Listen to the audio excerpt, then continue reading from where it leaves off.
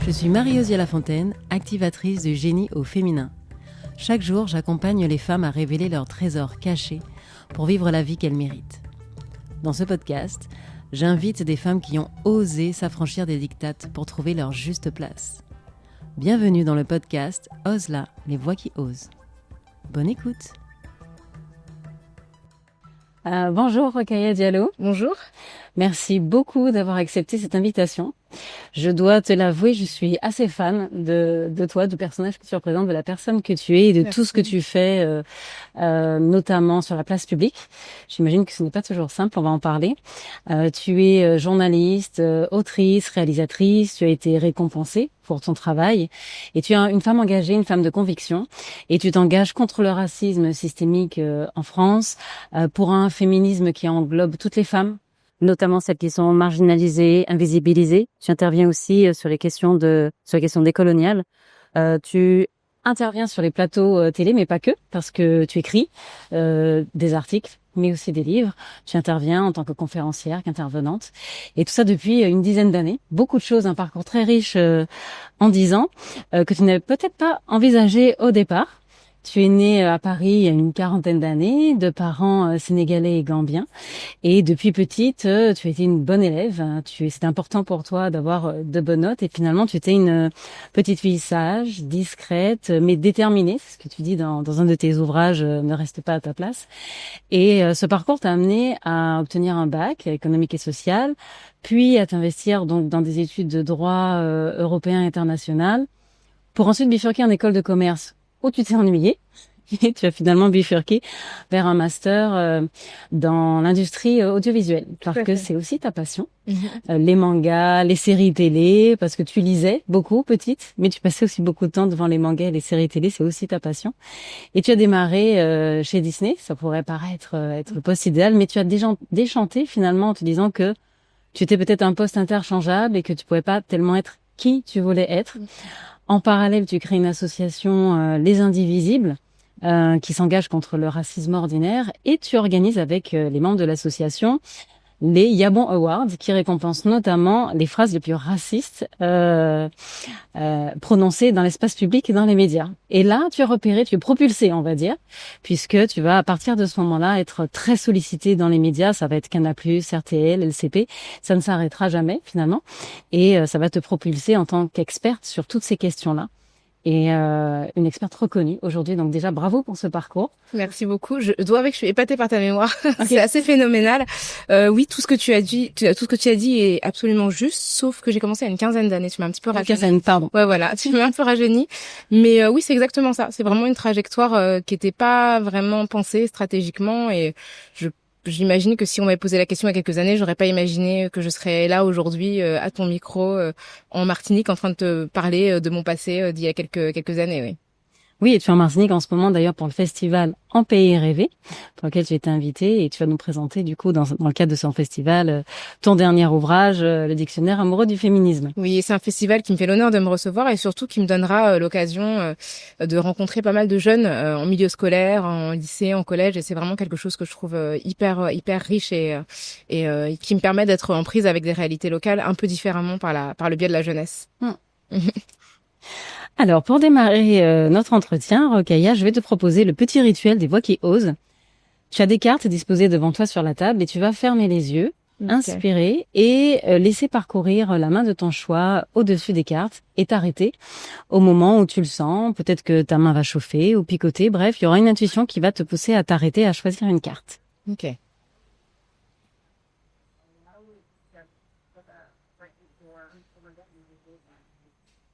Je suis pas du tout dessus là. Si ça là, hop.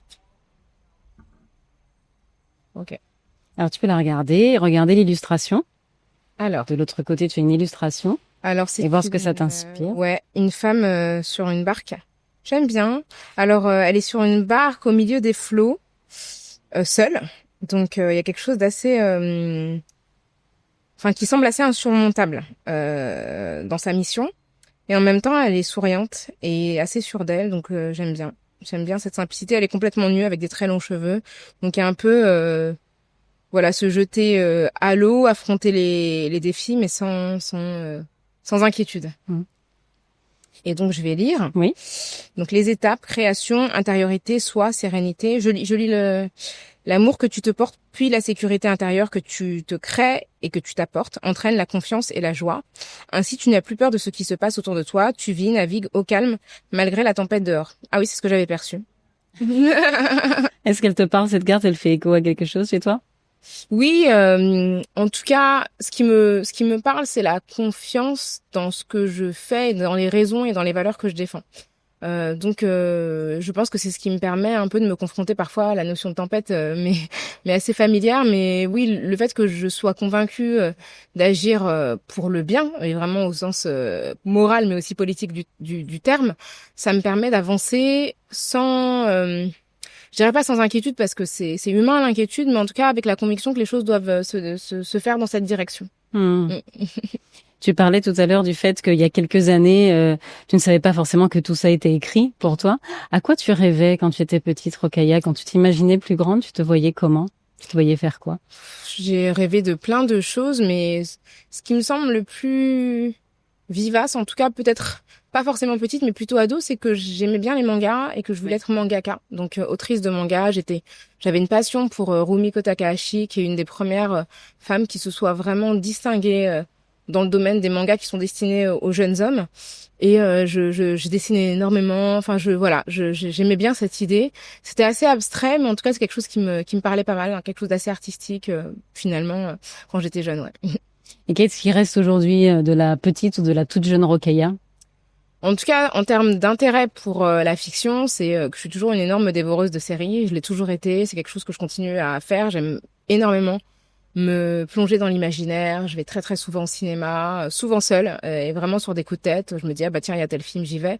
Et puis les séries, j'en regarde énormément, et ça a toujours été le cas. C'est pas lié à la dernière décennie. C'est quelque chose qui m'a toujours accompagnée depuis l'enfance, et c'est pour moi souvent des miroirs hyper intéressants de l'endroit où on vit ou de l'endroit où on ne vit pas, puisque les séries viennent de partout. Quand j'étais petite, c'était le Japon avec les animés japonais, mais aussi les États-Unis que je connaissais pas du tout. Donc ouais, je pense que ce qu'il en reste, en tout cas, c'est une vraie appétence pour la fiction, et puis parfois une envie de se réfugier dans l'imaginaire aussi, quoi. Oui. Oui, j'imagine que c'est important quand on traverse des tempêtes, un petit peu dans l'imaginaire. Dans ton livre Ne reste pas à ta place, tu expliques comment toi tu t'es affirmée, comment tu as pu vivre de tes passions, mais aussi de tes convictions, sans vouloir donner de leçons à qui que ce soit. Est-ce que tu peux nous dire comment justement toi tu as osé, parce que tu as eu beaucoup de premières fois, première télé, premier livre, etc. Donc des sollicitations qui sont quand même assez ambitieuses et peut-être impressionnantes, je ne sais pas, mais en tous les cas, comment tu as fait pour oser y aller à chaque fois et justement à ne pas rester à ta place? Alors, pour être tout à fait honnête, je pense qu'il y a une grande part d'inconscience. Ok. C'est-à-dire que je pense que j'ai fait des choses sans réaliser à quel point elles étaient exceptionnelles et à quel point je rentrais par la grande porte. J'ai commencé le journalisme vraiment à Canal+, à RTL, qui était à l'époque la première radio de France, autour d'une table, d'une émission qui était extrêmement écoutée, avec des éditorialistes qui avaient une immense autorité. Oui. Et moi, je me suis assise là sans réaliser ce que c'était, parce que j'écoutais pas spécialement RTL à l'époque, et je me rendais pas vraiment compte de l'écho et du caractère absolument inattendu de ma présence. Donc je pense que ça m'a beaucoup aidé en fait à y aller sans me poser de questions et me dire oh mon Dieu, t'es au micro d'une radio très écoutée avec des gens qui sont hyper connus. Après il y en a plein que je connaissais, que j'avais déjà vu. Voilà, j'ai croisé par exemple Christine Ockrent. Je me rendais bien compte que cette journaliste que j'ai vue à la télévision quand j'étais petite, qui présentait le journal, c'était une journaliste absolument illustre. Mais en même temps, je pense que je n'ai pas été autant intimidée que j'aurais dû l'être, parce qu'il y avait une partie de moi qui allait un peu en fermant les yeux et en ne se confrontant pas vraiment à l'ampleur de la mission. Après, j'ai quand même eu évidemment des craintes, et là où j'étais le plus peut-être, et ça m'arrive régulièrement, dubitative ou le moins sûre de moi, c'est par exemple quand on m'a demandé d'écrire mon premier livre. Oui. Où effectivement j'écrivais, en tout cas j'ai toujours écrit sans être une passionnée d'écriture, mais en tout cas ça a jamais été un problème pour moi d'écrire. C'est plus comme ça qu'il faut que je le forme mieux. Mais le livre, tout à coup, c'était pas tant le fait d'écrire que de me dire qu'est-ce que je vais bien pouvoir ajouter à tout ce qui a été déjà dit sur le sujet. En l'occurrence, c'était le sujet du racisme. C'était pour Larousse. C'était un philosophe qui s'appelle Vincent Cespedes qui m'avait sollicité et qui m'avait demandé d'écrire en philosophie sur le racisme. Et évidemment, quand on pense philosophie et racisme, on pense à Angela Davis. Oui. On pense à Frantz Fanon, on pense à Jean-Paul Sartre, et on se dit qu'est-ce que Rokhaya Diallo va ajouter à tout ça, sachant que j'avais même pas 30 ans. Enfin, pour moi, c'était une mission d'envergure. Et donc, ouais, et finalement, ce qui m'a convaincue, c'est de me dire, bon, il y a pas de raison que ce monsieur qui vient de te rencontrer sur un plateau de télévision, qui ne te connaît ni d'Ève, ni d'Ave, ni d'Adam, soit convaincu que tu puisses accomplir cette mission et que toi, tu ne crois pas en toi, que tu crois moins en toi qu'un inconnu. Et finalement, c'est un peu ce qui m'a motivée. Et puis, je me suis dit aussi que, certes, beaucoup avait été dit sur la question, mais rien n'avait été dit avec ma voix et mon expérience. Et que finalement, mon vécu, il pouvait aussi être analysé à l'aune des travaux qui m'avaient précédé. Et ça m'a un petit peu décomplexée. Mais régulièrement, il m'arrive. T'as encore des peurs aujourd'hui? Absolument. De quoi tu peurs aujourd'hui, Rokhaya? Je sais pas, dernièrement, on m'a sollicité pour travailler sur un rapport international pour une grande institution internationale. Donc, j'étais en charge d'un chapitre que je devais rédiger de A à Z. Je me suis noyée dans le truc, c'est-à-dire que je me suis retrouvée à lire des graphiques, des rapports, enfin, en me disant, mais c'est une tâche d'envergure incroyable. J'ai pas l'habitude de faire ça. Est-ce que je suis la bonne personne pour cette mission? Et j'ai mis un temps fou, en fait, à canaliser ma volonté de tout lire et de rassembler. Enfin, j'avais des pages et des pages, j'avais écrit des pages et des pages, et j'étais pas du tout censée écrire autant. Oui. Donc oui, c'était assez intimidant comme mission parce que c'était fastidieux, c'était un exercice nouveau. Je travaillais avec une institution internationale, donc ce rapport, je peux pas en parler encore parce qu'il est pas encore sorti, mais ça va être le rapport de référence sur le sujet pendant les 5 ans à venir. D'accord. Donc évidemment, je me dis bon, bah là, et je suis solo. Alors j'avais évidemment un éditeur qui coordonnait, mais il fallait quand même que je lui livre quelque chose. Et je me suis dit, et en envoyant mon texte, je me suis dit bon, bah j'espère que j'ai fait ce qu'il fallait parce que je suis pas si sûre de ça que c'était vraiment. Ouais, c'était exactement toutes les données dont on avait besoin étaient présentes dans le document, quoi.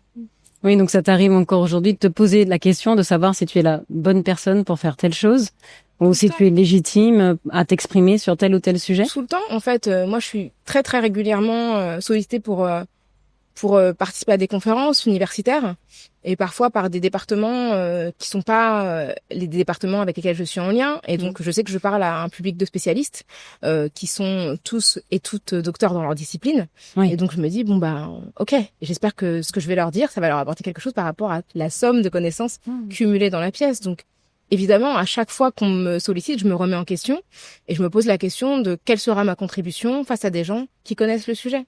C'est pas le même exercice que quand on parle au grand public, où les gens ont besoin d'être informés et ont besoin de nous, en fait, pour comprendre l'actualité. Là, je suis face à des gens qui n'ont pas besoin de mes connaissances pour connaître leur discipline, mais qui viennent chercher quelque chose chez moi qu'ils n'ont pas eu dans leur parcours universitaire. Donc, évidemment, et je pense que c'est important de se remettre en question. En fait, si on se remet pas en question, en fait, on tourne en rond dans ce qu'on croit savoir. Et moi, à chaque fois que c'est le cas, j'apprends énormément. Pour ce rapport, j'ai beaucoup appris. Pour ces différentes conférences, j'en ai fait quelques-unes cette année, j'ai énormément appris. Et à chaque fois, c'est une fois que c'est terminé, on respire, on se dit, ok, c'est bon, j'ai fait quelque chose qui va servir aux gens, mais bien sûr, je me remets tout le temps en question. Et dans quoi tu puises pour justement ne pas être paralysé par cette remise en question et ce doute sur ta légitimité? Est-ce qu'il y a des choses peut-être dans ton éducation ou autres qui font que ça te pousse à chaque fois à y aller quand même si tu doutes? Alors la première des choses, c'est l'agenda. C'était qu'à un moment donné, la conférence va avoir lieu, donc j'ai dit oui, il faut y aller, il faut écrire le truc. Donc c'est les deadlines. En fait, moi, c'est vrai que des fois, je me dis, ou je dis oui comme ça, un peu en théorie. Une fois que je me plonge, enfin que je réfléchis vraiment à l'impact, je réalise en fait l'ampleur de la mission. Et souvent, moi, je marche beaucoup aux deadlines. Et ce sont les deadlines qui me font me mobiliser en me disant, bon, voilà, faut y aller. Il faut commencer à chercher, à étudier, à chercher des bouquins, à lire, à chercher des rapports et à explorer un peu les sujets. Donc, souvent, ça va être ça. Oui, c'est beaucoup ça. Et puis après, oui, dans mon éducation, je pense que ce qui me permet de faire ça, en fait, de me sentir quand même autorisée à dire oui, parce que j'ai bien conscience du fait qu'on est énormément de femmes à ne pas dire oui, en fait, dans des cas où on n'est pas sûr de notre expertise. C'est aussi mon éducation qui ne m'a jamais donné de limite dans ce que j'étais capable de faire. C'est-à-dire que j'ai jamais senti qu'il y a un métier qui m'était interdit. Oui. Y compris étant petite et malgré le fait que mes parents... Enfin, moi, je suis issue de la classe ouvrière, donc j'avais pas des parents qui du fait de leur trajectoire professionnelle, pouvaient m'offrir une perspective aussi vaste que ce que je pouvais voir à la télévision ou voir dans les livres. Donc, je pense qu'ils y sont pour beaucoup dans le fait qu'ils m'ont toujours donné le sentiment que tout était possible. Et de quoi tu es le plus fière aujourd'hui dans ce parcours? Ah, ce dont je suis fière vraiment, c'est d'avoir le sentiment que les gens de ma famille en fait sont fiers. C'est vraiment dans la fierté des miens que je reconnais l'utilité de mon travail. Je trouve que c'est important d'honorer les siens, en fait. Oui. Et vraiment, pour moi, c'est important. Quand j'obtiens de la reconnaissance de la part de personnes qui m'ont connue toute petite, qui viennent à mes événements, voilà, je repense tout récemment, j'étais au Sénégal, dans mon pays d'origine, j'ai participé à une conférence pays féministe, et j'ai vu un cousin de ma mère qui est venu me voir, qui m'a connue, enfin, la première fois qu'il m'a vu, j'avais 3 ans, il m'a toujours, voilà, et il est venu avec ses amis, et j'étais hyper touchée. Je me suis dit, bon, voilà, c'est quand même un tonton qui est venu, qui a pris son dimanche après-midi pour venir me voir avec ses amis et pour entendre ce que j'avais à dire, alors que, bon, on est dans des structures, en tout cas en Afrique de l'Ouest, très hiérarchisées par l'âge. Oui, oui. Et donc, voilà, ça veut dire quelque chose. Donc ça, évidemment, ça me touche énormément. Et toi, tu es l'aîné d'ailleurs. Est-ce que ça a joué dans ton parcours, le fait d'être l'aîné? Évidemment, quand on est aîné, on ouvre des portes. De fait, en étant l'aîné, j'ai tout fait avant mon frère. Donc, j'ai été dans les classes avant lui, j'ai eu mes diplômes avant lui, j'ai vécu des choses en France avant lui, puisque en fait, c'est des choses que mes parents n'ont pas vécues parce qu'ils ne sont pas nés en France. Oui. Et donc, dans ma famille, en fait, j'ai expérimenté des aspects de la France avant tout le monde, parce que mes parents n'avaient pas été forcément dans ces espaces-là. Donc, je te le dis là, je le formule comme ça, et je le pense maintenant, je l'ai pas forcément réfléchi de cette manière-là. Donc oui, je crois que être une aînée, c'est nécessairement apprendre à ouvrir soi-même les portes et à être la première. Je crois que c'est un peu dans notre conditionnement. Ça me parle, je suis aînée aussi. D'accord, ok, j'ai senti l'empathie. Et donc tu parlais effectivement de ce regard que les tiens portent sur toi, mais aussi le regard de milliers de millions de Français et voire d'Américains, parce que tu interviens aussi aux États-Unis. Comment tu gères cette image publique, le fait en plus que tu interviennes sur des sujets qui sont très controversés, polémiques, qui ne plaisent pas forcément. Quand tu es sur le plateau, tu as à défendre tes opinions et tes convictions. C'est pas toujours évident. Tu subis des violences, notamment cyberharcèlement. Donc comment tu fais pour faire face à cette image qui est effectivement valorisante, mais parfois aussi qui donne place à des actions de violence vis-à-vis de toi? C'est complexe.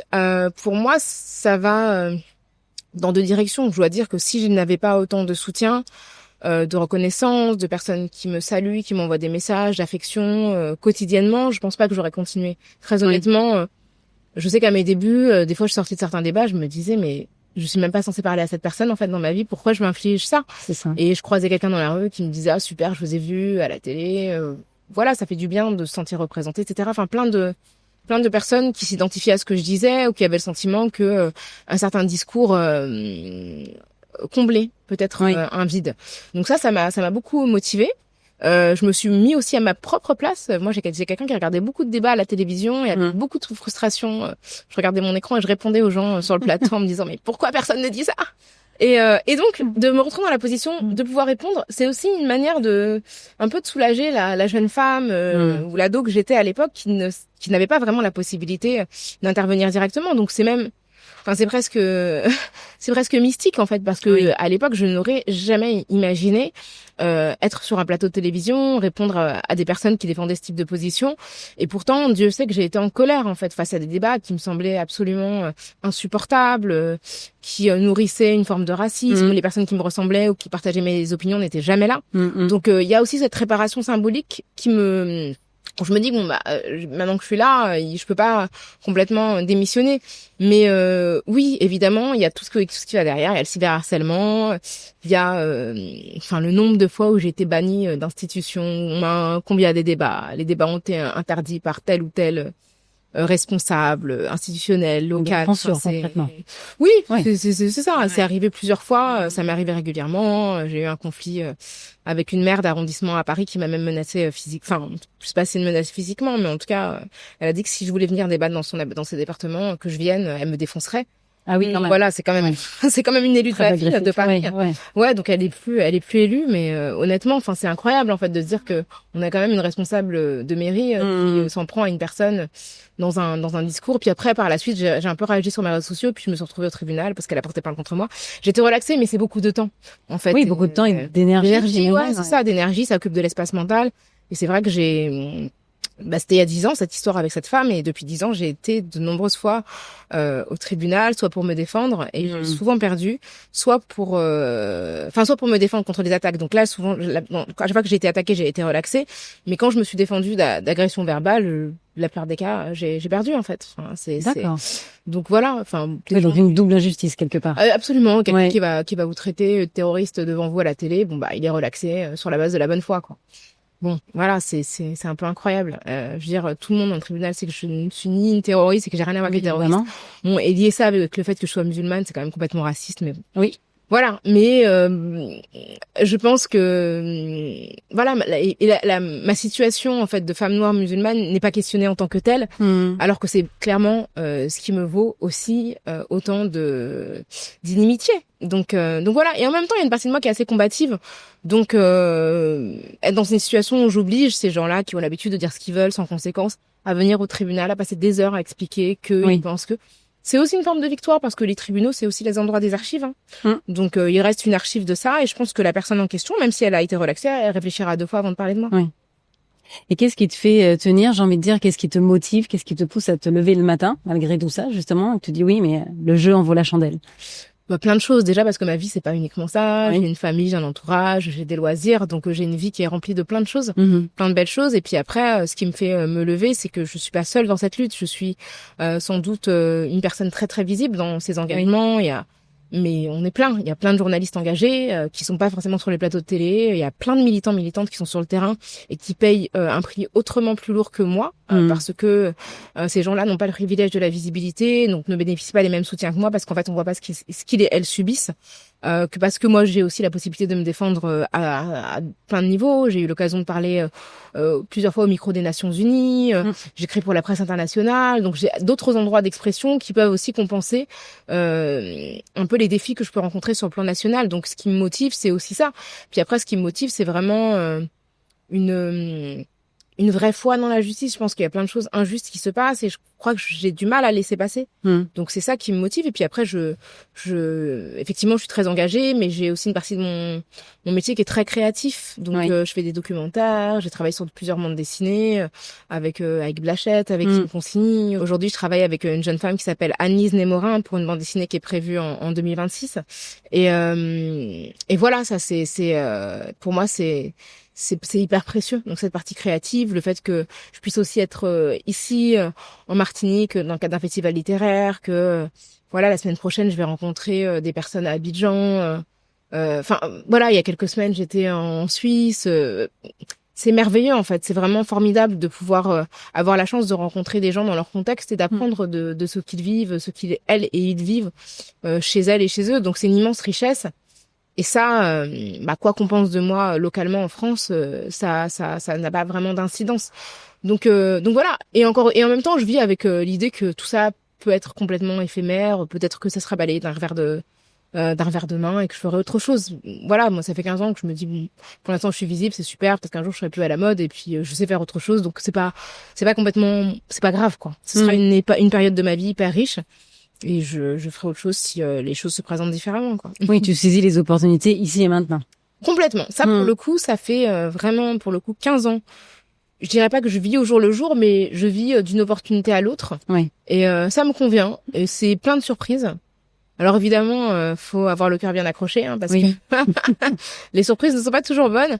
Mais en même temps, voilà, c'est une vie que je trouve vraiment pleine de belles choses et de belles rencontres. Tu as sorti en 2025 le dictionnaire amoureux du féminisme et je voudrais te demander quel est ton mot préféré de dictionnaire. C'est très difficile à dire. Disons que, on me pose souvent la question et je sais pas si j'ai un mot préféré. Il y a une notion qui me plaît, c'est la notion d'adelphité, pardon, qui est le deuxième mot, puisque le premier mot c'est 8 mars, et c'est une manière de penser la fraternité républicaine de manière inclusive, justement en incluant toutes les personnes qui étaient pas des frères, et c'est une notion qui a été forgée notamment par une politologue qui s'appelle Réjeanne Sénac. Donc c'est un mot que j'aime bien.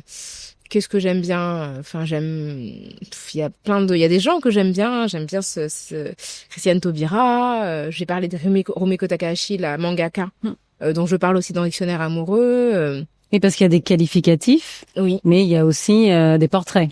Voilà, en fait, c'est un mélange. Enfin, c'est voilà. Très riche. Merci. C'est varié.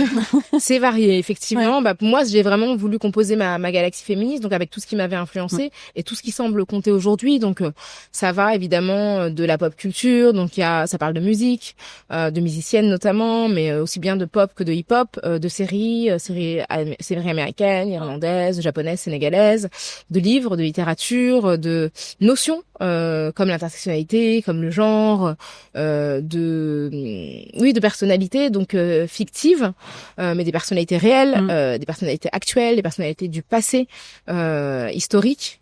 L'idée, c'est vraiment de faire un peu un mélange de tout ce que veut dire le féminisme aujourd'hui en 2025 à mes yeux, et je pense que ça parle évidemment à des gens qui traversent la même époque que moi et qui ont pu vivre des influences identiques, quoi. Mais moi, l'idée, c'était justement de pas hiérarchiser entre ce qui vient de l'université et ce qui vient de la culture populaire. Oui. Et j'ai vu aussi que dans le dictionnaire, tu as le mot arrogante qui revient dans Ne reste pas à ta place aussi. Donc sur le fait qu'une femme qui s'exprime serait forcément arrogante.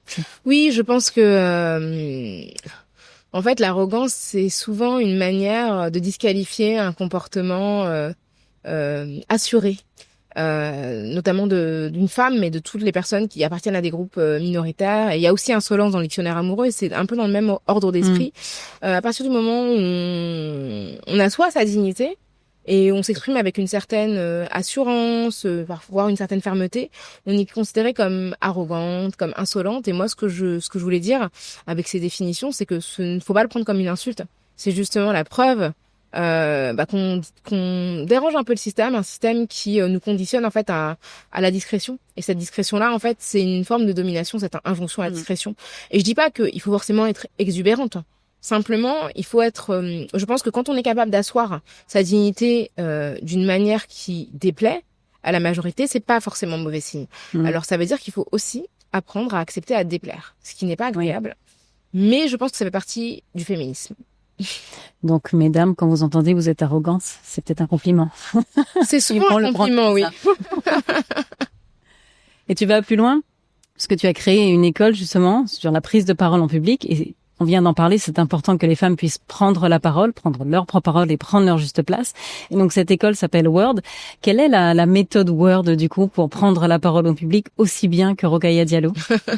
Je pense que déjà chacun a une prise de parole qui est liée à son histoire, à ses préférences. Et je pense que l'idée c'est justement de pas formater les gens et de leur permettre de tirer le meilleur de ce qu'elles et ils ont déjà en eux. Alors moi, j'ai essayé d'identifier tout ce que j'aurais adoré savoir avant de prendre la parole. Évidemment, j'ai commis des erreurs et l'idée, c'est de me servir de ces erreurs pour dispenser des cours dans différentes disciplines. Alors moi, je ne donne pas tous les cours. On a une super équipe de formateurs et de formatrices et on a des cours qui vont du souffle à la voix, en passant par le stylisme, le langage verbal non verbal. C'est beaucoup articulé aussi autour de la pop culture, donc des battles inspirés du hip-hop. Du catwalking, donc plutôt inspiré du monde de la mode. On a un cours d'écriture de discours, de communication sur les réseaux sociaux. C'est vraiment l'idée de faire un panorama assez complet de tout ce qu'implique la prise de parole, considérant que quand on est une femme, parce qu'on a une très grande majorité de femmes qui viennent nous solliciter, et quand on est une femme non blanche, il y a d'autres enjeux, c'est-à-dire que notre apparence dit des choses. Et donc il faut en avoir conscience et réussir à composer avec ça. Donc la méthode, c'est une méthode qui est ancrée dans le réel. C'est une méthode qui ne nie pas en fait les particularités de chacune et qui ne justement propose pas une forme de prise de parole un petit peu stéréotypée, un peu rigide. On travaille vraiment avec des êtres humains, avec des formateurs et des formatrices qui sont sensibles, qui sont avocats, qui sont journalistes, qui sont profs de théâtre, musiciens, musiciennes, enfin voilà, de tous ordres, stylistes évidemment, rappeurs, humoristes. et qui travaille avec de l'humain. Donc cette méthode-là, elle a été développée notamment par le directeur de l'école qui s'appelle Benjamin Gourmel, et il a vraiment identifié à la fois les cours et les formateurs et les formatrices. Donc l'école existe depuis 3 ans, et c'est formidable. C'est-à-dire que même pour moi, c'est un tel bonheur de voir à chaque fois comment ça... On est vraiment sur de la transformation, en fait. Sur la transformation, et c'est spectaculaire. Et puis, derrière ça, il y a aussi la volonté, pour moi, de permettre à la démocratisation de l'espace public. Moi, ce qui me peine un petit peu dans mes prises de parole, notamment dans les médias, c'est un peu le sentiment de solitude que je peux avoir. Oui. Des femmes noires, éditorialistes, à la télé, il y en a pas des masses, en fait. Non, vraiment pas. Et quand j'ai commencé, j'étais souvent la seule femme. J'étais systématiquement la seule personne non blanche, et j'imaginais que ça changerait avec le temps. Et je suis un peu désolée de voir qu'aujourd'hui, c'est encore compliqué. Tu es toujours toute seule, finalement. Oui, voilà. Parfois, il y a une personne de gauche. Voilà, on est 2, 3. Mais on n'est pas beaucoup à défendre certaines positions que je peux défendre sur le féminisme, sur l'antiracisme, sur la question du racisme systémique. C'est une question qui, en tout cas, sur les plateaux télé, fait consensus contre. C'est-à-dire que tout le monde considère qu'il n'y a pas de la plupart des gens, qu'il n'y a pas de racisme systémique. Donc, j'aimerais aussi que des jeunes personnes prennent la relève et occupent cet espace-là et tous les espaces publics pour prendre la parole sur ces sujets qui sont extrêmement importants. Et quelle est la prochaine étape alors, Rokhaya? Qu'est-ce qu'on peut te souhaiter? Me souhaiter, merci beaucoup déjà de me souhaiter des choses positives. J'aimerais bien en tout cas que l'école se déploie au-delà de l'Hexagone. On a formé des personnes en Suisse récemment à Neuchâtel avec à l'initiative de l'association Mélanine Suisse, et c'était vraiment génial. On a formé 42 femmes, c'était incroyable. Et j'aimerais bien qu'on se déploie dans d'autres régions de France. Là, pour l'instant, on est très centré sur Paris. On a commencé à avoir des contacts en Martinique, mais on aimerait bien que ça s'ancre, aller en Guadeloupe, aller à la Réunion, en Guyane, enfin, vraiment aller partout en France, dans notre pays et dans toutes ces contrées. Et puis travailler aussi peut-être davantage avec le continent, avec l'Afrique. On commence un peu avec des masterclass, des choses peut-être moins longue que la formation complète, mais voilà, moi j'aimerais vraiment que ça se déploie en ce sens et davantage effectivement me connecter avec les autres régions. Eh ben on te le souhaite vraiment. Merci beaucoup, merci, ça me fait chaud au cœur. Alors dernière question avant de te libérer, Rokhaya, c'est la question du morceau qui te motive, qui te fait du bien, notamment quand tu as peut-être des moments down ou alors peut-être où tu es moins motivé. Qu'est-ce que tu écoutes en ce moment pour te redonner la pêche? Alors en ce moment, j'écoute en boucle l'album d'Imani. Elle a sorti un album qui s'appelle Women Deserve Rage, et elle a un morceau qui s'appelle I Am Who I Am, qui est hyper bien. Je trouve qu'il y a quelque chose de l'ordre de l'exutoire dans cette chanson qui est... L'album, c'est un peu un cri de rage féminin, mais extrêmement fructueux et fécond. Et cette chanson-là, de s'affirmer tel qu'on est, de dire que voilà, je suis qui je suis la personne que je suis... Ne vous en déplaise, ça me parle énormément, et je trouve que c'est un hymne à la féminité décomplexée qui me fait beaucoup de bien. On va l'écouter de ce pas. Merci beaucoup, Rokhaya. Merci à toi, c'était un plaisir. Ose là, les voix qui osent.